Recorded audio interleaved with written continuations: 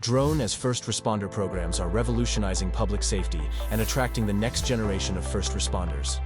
DroneSense Remote, our DFR solution part of the DroneSense platform, is a fully featured and highly customizable app developed in conjunction with public safety professionals.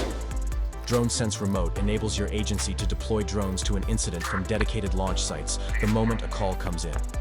Stakeholders and first responders can get a critical eye in the sky, allowing them to quickly evaluate an incident and coordinate the optimal response, or de-escalate as needed.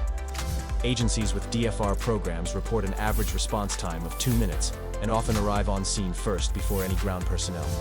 Remote operators can be in the command center or at designated staging sites and have the ability to fly manually or autonomously, providing decision makers with comprehensive situational awareness and high-def views from any angle.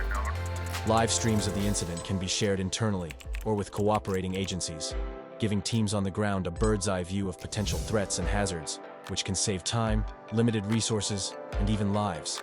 You can create unique site profiles for different locations and scenarios, identify emergency landing sites, and geo-fencing on a map for restricted areas, and safe return to home, set minimum and maximum flight altitudes, battery threshold levels, and much more.